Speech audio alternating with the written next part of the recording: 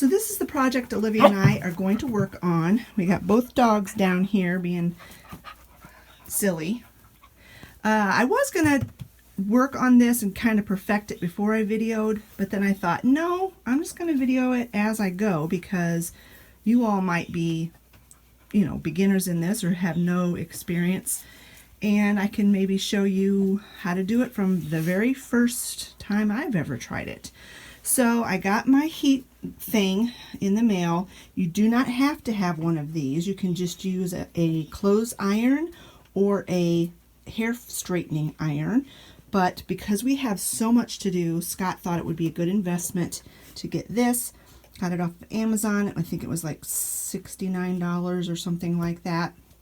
But we will get a lot of use out of it.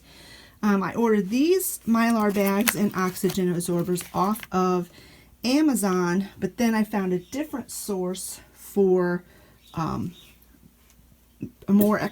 What? Oh, the bulb just blew. Bulb blew where? Up there. That bulb? Yeah. Did you hear it? It sizzled. All right, well, let's start this again. For some reason, the breaker blew and the lights went off. Anyway, I don't even remember what I was saying. You don't need to have one of these tools, but they're nice to have. Got these bags off of Amazon, but found a different source for cheaper bags and better bags. Okay, I think that's where I was. So today, what we want to do is get all of the pasta and everything that's on this table bagged up, and then we've got I've got more pasta down there that needs to be bagged up. And then eventually I want to get all the flour that's in my freezer bagged up, but that has to be room temperature before we can put it in Mylar bags. So anyway, so the first thing you need to do is you need to open up your bags, make sure you have the right size bag for what you want to package everything, label everything. Then you open your oxygen absorbers, drop them in, and then quickly heat seal them. You need to work quickly because once these are opened, they will start to activate. You want to put any that you don't use in a sealed container, ideally a mason jar with a lid. So I've got all that ready. I'm going to need to get some scissors so I can open this. But the first thing we're going to do is we're going to figure out what will fit in what bags and get them labeled.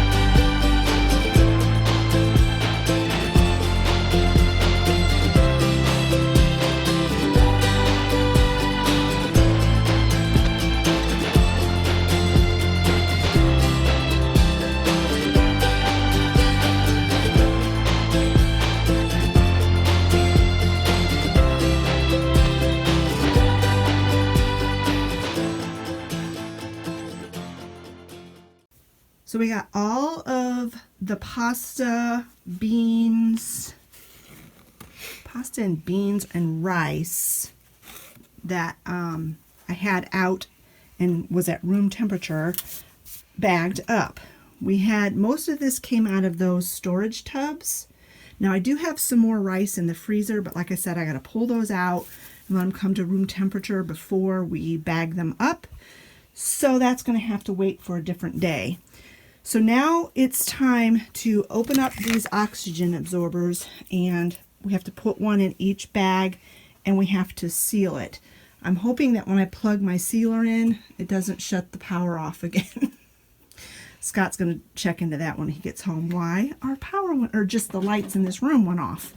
It blew the breaker for this room, so that's weird. But anyway, this is the part that's kind of going to be challenging because we have to work kind of fast. So yeah. I'm wondering, Olivia, if we put an oxygen absorber in there, squeeze all the air out, and zip it shut, that will give us a little bit more time to seal it. So we can work on that together. We'll drop them in, zip it, squeeze the air out, zip it, and then we won't have to, and then we can just... that's what you were supposed to do. Well, it's kind of confusing. So then we won't have to seal this half and half. We'll do that first. This thing does not need to warm up, so you can probably unplug your flat iron. We aren't going to need that. And we'll work quickly to get these things sealed. Because what you do is you drop the oxygen absorber in and close the bag and press out as much air as you possibly can. I think the reason why the directions say that is because not all Mylar bags come with the resealable zipper. So, yeah. And we got each bag labeled. It was a little bit challenging actually because not everything that would fit. Like this bag seems kind of empty, but they wouldn't fit in the smaller bags. So we actually needed a bag that was like halfway between this size and this size, but that didn't come in the kit that I ordered. So we're going to get started. I'm going to get my camera set up. Hopefully you'll be able to see what we're doing, and we're going to get busy.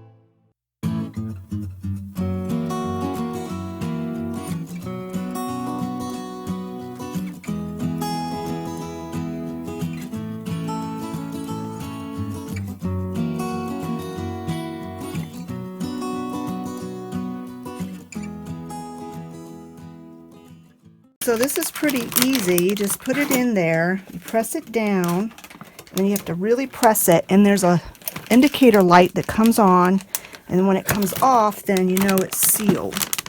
And you can kind of see a seal across the top there.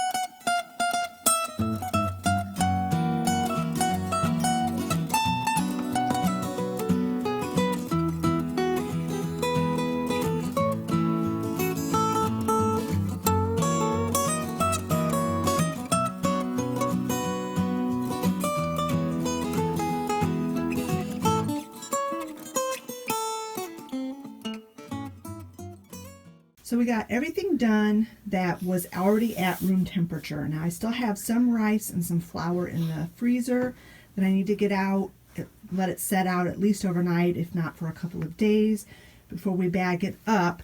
But in the meantime, I have this 50-pound bag of rolled oats that we got when we went shopping Saturday at the bulk food store. And I've got these 2-gallon Mylar bags that are supposed to hold 5 pounds of flour.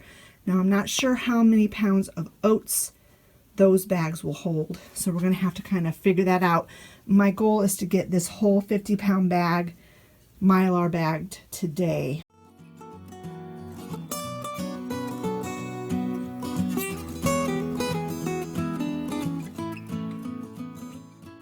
So these big bags will actually hold 6 pounds of oats, so that's good.